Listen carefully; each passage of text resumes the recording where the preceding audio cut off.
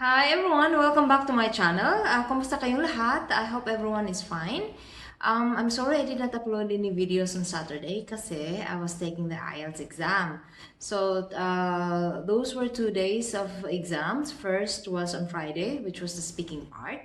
Tapos yung second day, which was Saturday, is yung listening, reading, and writing part ng IELTS test. So this video is all about my experience in taking the IELTS, and maybe it will help you prepare for the IELTS test.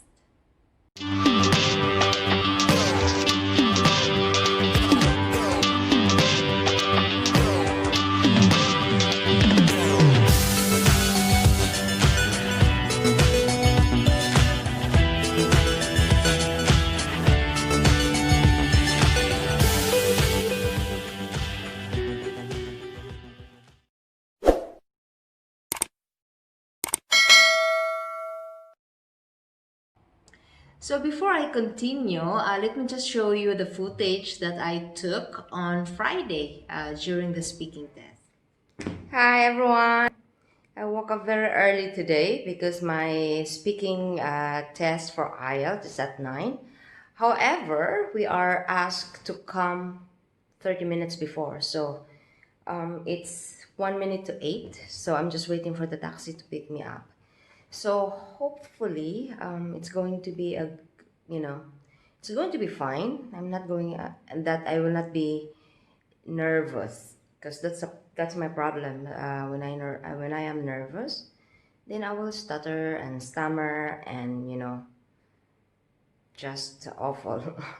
So I hope that everything will be all right, that I will be able to answer questions clearly, and I can string sentences properly.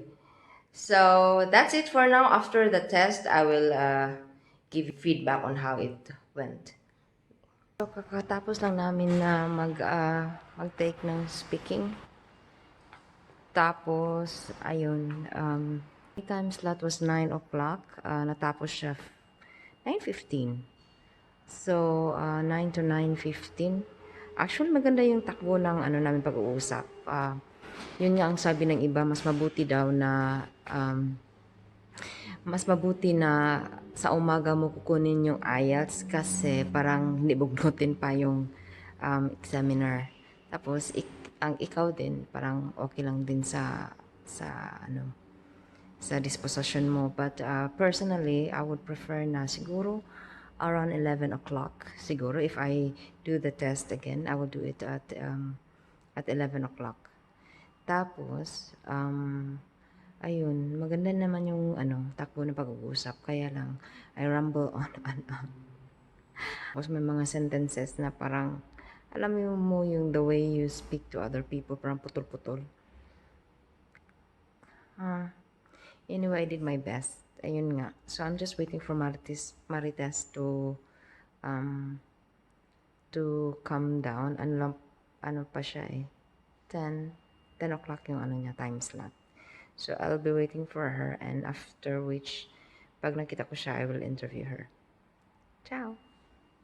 How's your exam, Marites? My exam was, I think it went well. I don't know on the examiner perspective. Maybe we feel well, and then our score is 5. What is yeah, this? inshallah, let's see. So, ayun nga, yung speaking part ng IELTS test was Friday. It started, time slot ko is 9 o'clock, but we were asked to come 30 minutes before the appointed time. So, dumating ako ng 8:30. Pagdating ko, ang dami na ng tao because there were 2 tests isa lang yung waiting area, yung nandun yung mga writing test na paper and pencil, nandun din yung computer based. Tapos kami na mga speaking part ng test. So magulo siya at the time, yung nagbibigay ng instructions.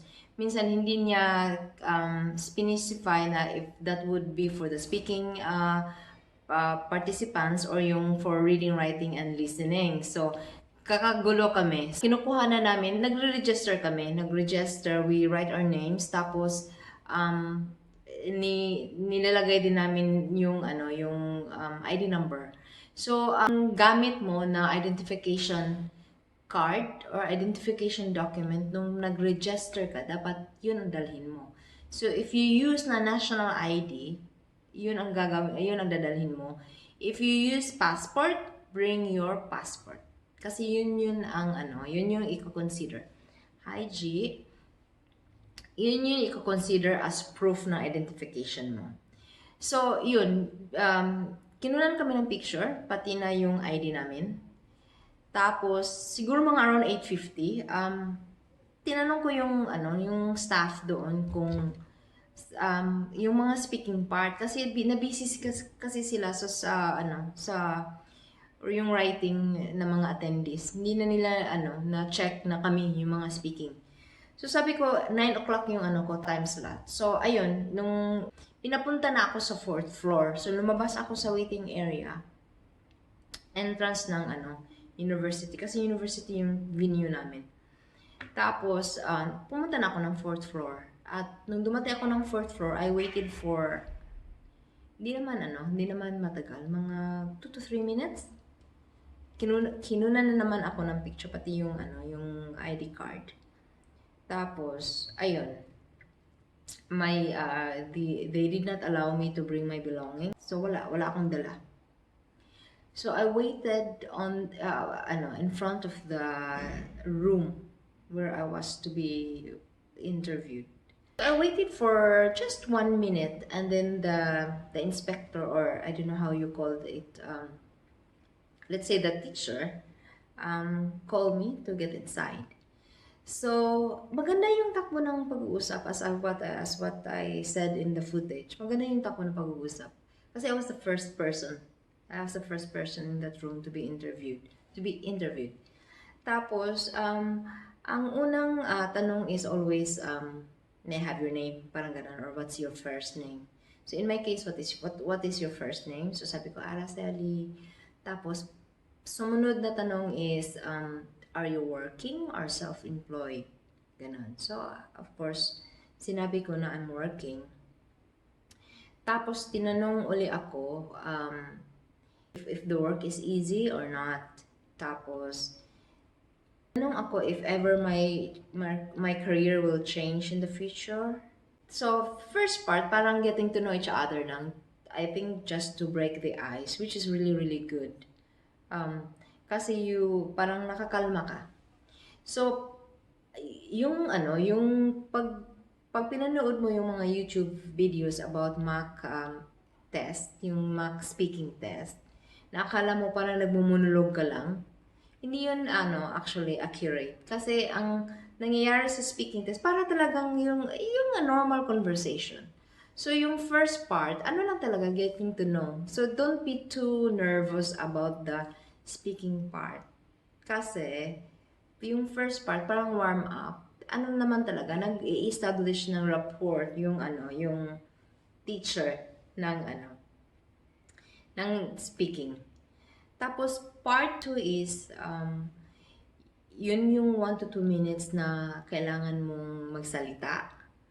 So, yung topic ko is, do you know of a person who is energetic? Tapos, sino yan? Sino ang person na yan? Ano ang ginagawa niya? Paano mo nasabi na energetic siya na tao? At bakit mo siya gustong gayahin? So, you will be given 1 minute. Tapos, bigyan ka ng pen tsaka paper para you can take down notes. So, meron you would think na 1 minute is very quick, pero if you have some sort of practice, kung nagpa-practice ka about this speaking test, 1 minute is more than enough to think, actually, to be honest. Bullet points, para i-guide ka lang kung ano ang sasabihin. So, 1 to 2 minutes is not too long. So, speak slowly, yun lang ang gagawin mo. Tapos afterwards, may follow-up questions naman yung teacher. May follow-up questions, may clarifications kung hindi niya masyadong nakuha yung yung pinagsasabi mo. By the way, naka-mask ka ha, dahil sa COVID-19, naka-mask ka. yung teacher nakamask, tapos may barrier pa yan. So, minsan, hindi mo naririnig yung tanong. So, you can clarify, you can ask clarification. Yung teacher naman can ask clarification if he doesn't or she doesn't hear properly. Lalaki yung teacher ko. So,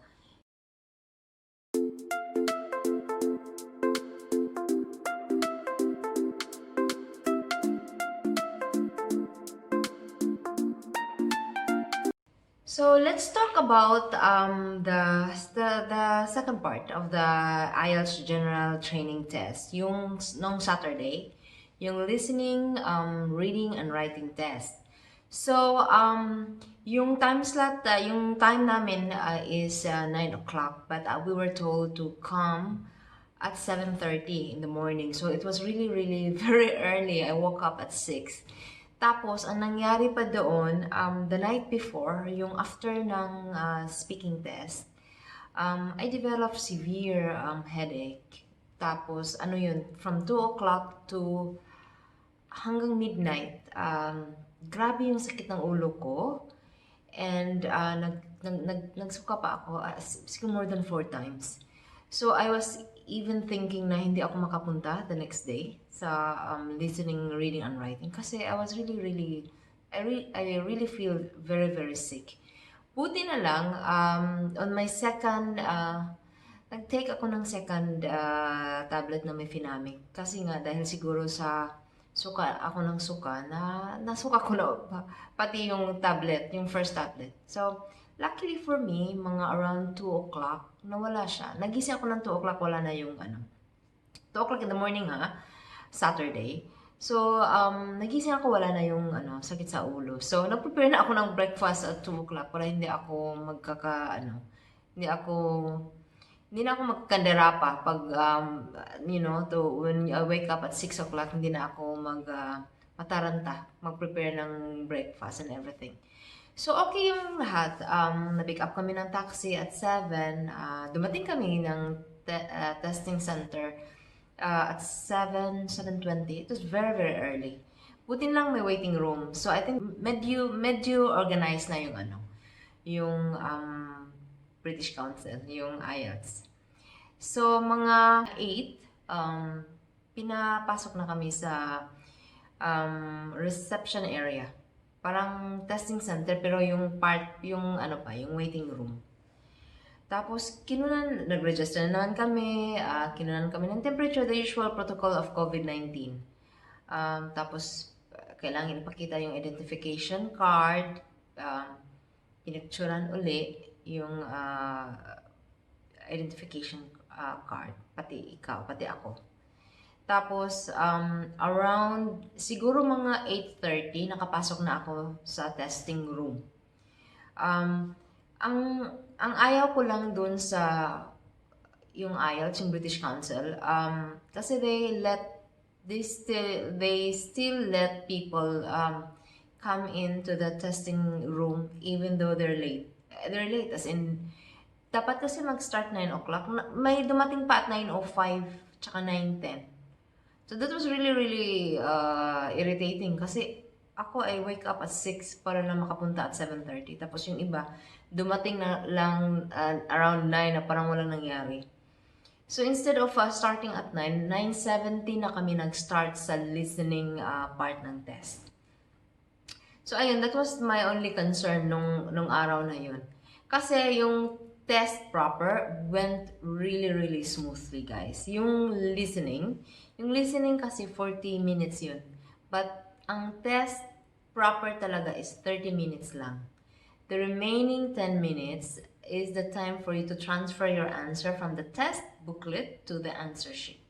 So may 10 minutes yun, pwede ka pang mag-review. Yun nga lang, dahil listening, at hindi nila piniplay uli. Yung conversation, hindi yun piniplay. One time lang. So if you miss it, wala. Kung hindi mo maalala, wala ka ng maisasagot. Yun talaga yung listening. Kaya you have to learn to listen closely. You have to practice talaga sa listening part ng exam. So yun, after ng listening, tuloy-tuloy na yan. Reading is the next part. Reading is 40 minutes as well. Ano siya, parang 40 items. katulad ng listening. 40 items, tapos 3 parts yata yun, if I'm not mistaken. So, ano siya, 40 minutes, parang 30 minutes lang din yung test proper talaga. Tapos, may 10 minutes ka to transfer your answer from the booklet to the answer sheet. At that time, nung Saturday, nung ako yung kumuha ng reading test, hindi ko na sinulat sa booklet yung sagot ko kasi I was afraid na I will run out of time kasi mahaba-haba yung mga paragraphs. So yung sinulat ko yung mga answer dito na sa answer sheet. So since I was reading so quickly, just because I was panicking na baka hindi ko na matapos, I actually finished around siguro mga 25 minutes lang into the test. Nakapunta pa ako ng washroom at that time. Inalaw naman nila. Inalaw nila pumunta ako ng washroom. Bumalik ako. Nag-rest lang ako ng mga 2 to 3 minutes. Tapos binalikan ko ulit yung mga paragraphs just to see just to review and check my answers. Wala naman ako nakitang mali as per my point of view. I think ang ano kasi is you cannot really see your mistakes. Yun ang problema. So, twice ko siya ni-review. Within the time frame of 40 minutes, twice ko siya ni-review.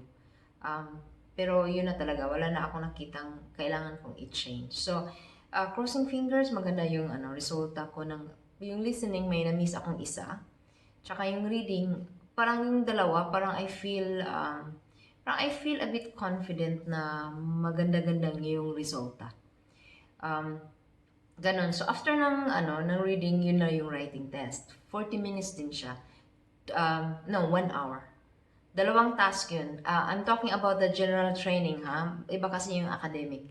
So, general training ng IELTS. So, yung first part, yung task 1, is to write a letter. So depende sa sitwasyon. Depende kung anong binigay sa iyo na sitwasyon. It could be an informal letter or a formal letter. In my case, it was a formal letter. Kasi yung case is you have to send a letter to the principal regarding a complaint of yours. So, obviously, since it's a principal at you are a student, obviously, formal letter siya. Which I find much, much easier than the informal letter. Kasi nga, I work in HR and admin.